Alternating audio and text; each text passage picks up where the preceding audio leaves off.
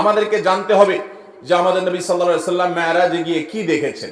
তিনি মেরাজে গিয়ে যে বিষয়গুলো দেখেছেন এর ভিতরে একটা বিষয় হলো তিনি জিবরিলকে দেখেছেন। জিবরিল ফেরেশতাকে তিনি তার আপন যে সুরত, তার আসল যে রূপ, সেই রূপে তিনি দেখেছেন। বিভিন্ন বর্ণনা দ্বারা প্রমাণিত যে জিবরিলকে আল্লাহ রাব্বুল আলামিন কতগুলো ডানা দিয়েছেন? 600 ডানা। এবং তার এক একটি ডানা এক প্রান্ত থেকে অপর প্রান্ত যতদূর মানুষের চোখ যায় ততদূর পর্যন্ত বড়। এত দীর্ঘ, এত বড় বৃহৎ 600 ডানা আল্লাহ তাআলা তাকে দিয়েছেন। জিবরিলের যে আসল রূপ, মহা সৃষ্টি আল্লাহ তাআলার, যে জিবরিল আয়াতুম মিন আয়াতিল্লাহ, আল্লাহর অসংখ্য নিদর্শনের মধ্যে জিবরিলের অস্তিত্ব একটা নিদর্শন। এটিকে নবী সাল্লাল্লাহু আলাইহি সাল্লাম মেরাজে তার আসল রূপে দেখার সুযোগ পেয়েছেন। এটি ছিল একটি। নবী করিম সাল্লাল্লাহু আলাইহি সাল্লামের মেরাজে তিনি আরো যা দেখেছেন তার মধ্যে দ্বিতীয় হলো বোরাক তিনি দেখেছেন। বোরাক একটি বাহন। এই বোরাক এটা ঘোড়া এবং গাধা এগুলোর সমজাতীয় কাছাকাছি পর্যায়ের এক ধরনের একটা বিশেষ বাহন, যেই বাহনের সমজাতীয় আরেকটা বাহন পৃথিবীতে নাই। এটা নবী করিম সাল্লাল্লাহু আলাইহি সাল্লামের জন্য আল্লাহ তাআলা স্পেশাল পাঠিয়েছেন। যদিও আল্লাহ তাআলা চাইলে তাকে সরাসরি উপরে তুলে নিতে পারতেন, কিন্তু আদ-দুনিয়া বিল ওয়াসাইল লা বিল ফাদাইল, দুনিয়াতে সবকিছু ওসিলা এবং মাধ্যম দিয়েই হয়। এইজন্য আল্লাহ তাআলা এই বাহনটা ব্যবহার করেছেন। আল্লাহ তাআলা এই বাহনের মুখাপেক্ষী না, এটা ছাড়াও তিনি তার বান্দাকে নিতে পারতেন। তো এই বোরাকের সাক্ষাৎ নবী সাল্লাল্লাহু আলাইহি সাল্লামের সাথে হয়েছে। আমাদের দেশে অনেক ঘর বাড়িতে দেখবেন, অনেক দোকানে দেখবেন বিভিন্ন বড় বড় এরকম ছবি টাঙানো আছে, যে ছবিতে লেখা আছে নবীজির বোরাক। সে বোরাকের আবার দুটা ডানাও আছে, দেখছেন আপনারা? অথচ নবী করিম সাল্লাল্লাহু আলাইহি সাল্লামের বোরাক আমরা কেউ দেখেছি? তাহলে এই ছবি যে অঙ্কন করেছে সে কোত্থেকে দেখলো? বোঝা গেল এটা নবী সাল্লাল্লাহু আলাইহি সাল্লামের বোরাকের নামে প্রতারণা। তার বোরাকের ধরন কেমন ছিল এটা তিনিই জানেন। হাদিসের বিবরণের সাথে বরং এই ছবির কোনো মিল পাওয়া যায় না। এখানে ডানা দেয়া হয়েছে, অথচ নবী সাল্লাল্লাহু আলাইহি সাল্লামের বিবরণ থেকে সেরকম কিছু, এখানে যেরকম দেখা হচ্ছে সেরকম কি বোঝা যায় না। অতএব যারা বরকতের জন্য বোরাকের ছবি দোকানে টাঙায় রাখেন, অফিস আদালতে টাঙায় রাখেন, বাসাবাড়িতে টাঙায় রাখেন, তারা এটার কারণে কোনো সওয়াব বা বরকত লাভ করা তো দূরের কথা, উল্টা গুনাহগার হবেন।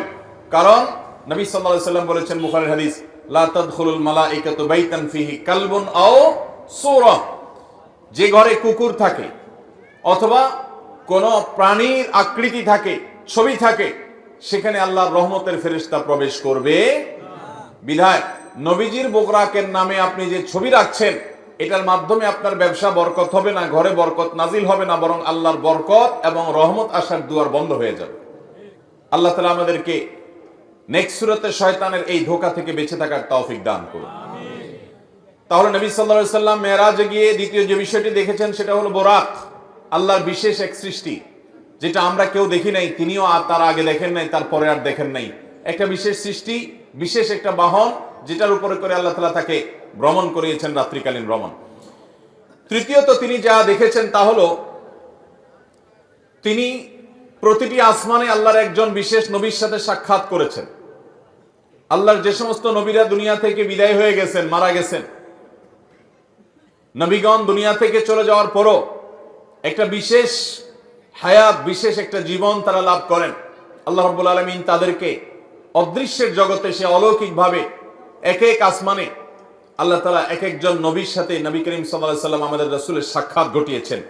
তিনি প্রথম আসমানে দেখেছেন আদম আলাইহিস সালামকে, দ্বিতীয় আসমানে দেখেছেন ঈসা এবং ইয়াহইয়া আলাইহিস সালামকে, তৃতীয় আসমানে দেখেছেন আল্লাহ নবী ইউসুফ আলাইহিস সালামকে, চতুর্থ আসমানে দেখেছেন আল্লাহ নবী ইদ্রিস আলাইহিস সালামকে, পঞ্চম আসমানে দেখেছেন আল্লাহ নবী হারুন আলাইহিস সালামকে, ষষ্ঠ আসমানে দেখেছেন আল্লাহ নবী মুসা আলাইহিস সালামকে, আর 7 নম্বর আসমানে দেখেছেন আল্লাহর আরেক নবী এবং খলিল আল্লাহর রাসূল ইব্রাহিম আলাইহিস সালামকে।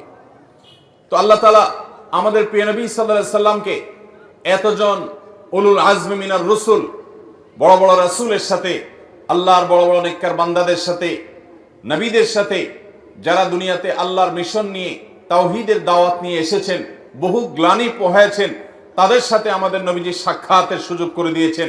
তিনি তাদের সাথে পরামর্শের সুযোগ পেয়েছেন, তাদের কাছ থেকে অভিজ্ঞতা শেয়ার করার সুযোগ পেয়েছেন, তাদের নাসিহা নেওয়ার সুযোগ পেয়েছেন, তারা তাকে অভিবাদন জানিয়েছেন, তাকে ওয়েলকাম জানিয়েছেন, আল্লাহর শ্রেষ্ঠ রাসূল, শ্রেষ্ঠ নবী হিসেবে তাকে তারা সম্মান দিয়েছেন।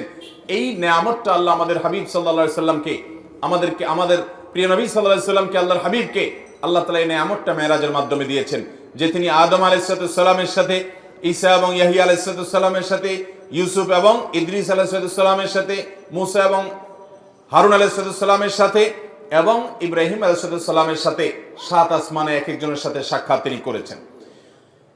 চতুর্থত আমাদের নবী করিম সাল্লাল্লাহু আলাইহি সাল্লাম মেরাজে যা দেখেছেন সেটা হলো আল্লাহ তাআলা সূরা কাউসারে বলেছেন, ইন্না আ'তাইনাকাল, হে রাসূল আমি আপনাকে দান করেছি কাউসার।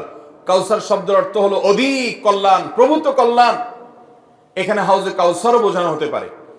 হাউজে কাউসার যেটি আল্লাহ তাআলা আমাদের নবীজিকে দিবেন কিয়ামতের ভয়াবহতম দিনে, যেদিন পিপাসায় মানুষের প্রাণ ওষ্ঠাগত হওয়ার উপক্রম হবে, কিন্তু মৃত্যু তো আর হবে না। সেই ভয়াবহ কঠিন সময়ে আল্লাহ রাব্বুল আলামিন তার হাবিবকে হাউজে কাউসার দান করবেন এবং হাউজে কাউসারে অজস্র পরিমাণে এটা থেকে পান করার জন্য পাত্র থাকবে, তার তত্ত্বাবধানে সেখান থেকে পানি পান করানো হবে। তিনি তার উম্মতের মধ্য থেকে যারা সুন্নাহকে আঁকড়ে ধরেছে, বিদআত থেকে যারা দূরে থেকেছে, শিরক থেকে যারা দূরে থেকেছে, তাওহীদ যারা মজবুত করেছে, আকীদা ঈমান যারা বিশুদ্ধ করেছে, প্রতিটা আমলে সুন্নাতে রাসূলকে জেনে জেনে আমল করেছে, বিদআতকে ছুঁড়ে ফেলে দিয়েছে, এ আল্লাহর বান্দাদের জন্য যারা নবী সাল্লাল্লাহু আলাইহি সাল্লামের দুনিয়া থেকে যাওয়ার পর তার দ্বীনের মধ্যে পরিবর্তন করে নাই, কোন রকম বিদআত সংযোজন করে নাই, কোন বিয়োজন করে নাই, এই মানুষগুলোকে নবী সাল্লাল্লাহু আলাইহি সাল্লাম সেদিন হাউজে কাউসার থেকে পানি পান করাবেন। সেই হাউজে কাউসার আল্লাহ রাব্বুল আলামিন মেরাজে নিয়ে জিবরিলের মাধ্যমে নবীজিকে দেখিয়েছেন, তাকে দেখার সুযোগ করে দিয়েছেন যে এই সেই হাউজ, যে হাউজ আপনাকে দান করা হবে কিয়ামতে ভয়াবহ সময়ে আপনি যখন মানুষকে পানি পান করাবেন, সেটা তিনি মেরাজে অবলোকন করেছেন। ঠিক একইভাবে নবী করিম সাল্লাল্লাহু আলাইহি সাল্লাম মেরাজে জাহান্নামের যে দারোয়ান, যার নাম হলো মালিক, সে মালিক দারোয়ানের সাথে সাক্ষাৎ, জাহান্নামের প্রধান প্রহরী, তার সাথে সাক্ষাৎ নবী সাল্লাল্লাহু আলাইহি সাল্লাম মেরাজে হয়েছে। বাইতুল মামুর নামে একটা মসজিদ, একটা ঘর আছে যেটা 7 আসমানের উপরে, এবং যেটা বাইতুল্লাহ, যেটা মক্কাতে মসজিদুল হারাম, এই মসজিদুল হারাম কাবা ঘরের ঠিক বরাবর উপরে একেবারে 7 আকাশের ঊর্ধ্বে বাইতুল মামুর নামক এই মসজিদ সেখানে স্থাপিত আছে। এই মসজিদে প্রতিবারে 70,000 ফেরেশতা প্রবেশ করেন আল্লাহর ইবাদতের জন্য। যারা একবার ঢুকেন তারা ইবাদত করে বের হওয়ার পর আর তারা ঢুকেন না, নতুন 70,000 ঢুকে। আল্লাহ তাআলার ফেরেশতা কত অগণিত, তাদের সংখ্যা কত বেশি, সেটা একমাত্র আল্লাহ ভালো জানেন। এখান থেকে কিছুটা আঁচ এবং অনুমান করা যায়। সেই বাইতুল মামুরে নবী করিম সাল্লাল্লাহু আলাইহি সাল্লামকে আল্লাহ তাআলা যাওয়ার এবং সেখানে উপস্থিত হওয়ার সুযোগ দিয়েছেন মেরাজের মাধ্যমে। ঠিক একইভাবে নবী করিম সাল্লাল্লাহু আলাইহি সাল্লামকে আল্লাহ তাআলা সিদরাতুল মুনতাহা, সেখানে আল্লাহ তাআলা যাওয়ার সুযোগ দিয়েছেন এবং জান্নাত দেখার সুযোগ দিয়েছেন, জাহান্নাম দেখার সুযোগ দিয়েছেন। জাহান্নামের কিছু চিত্র, জাহান্নামের কিছু মক বা ডামি দৃশ্য নবী সাল্লাল্লাহু আলাইহি সাল্লামকে আল্লাহ দেখিয়েছেন।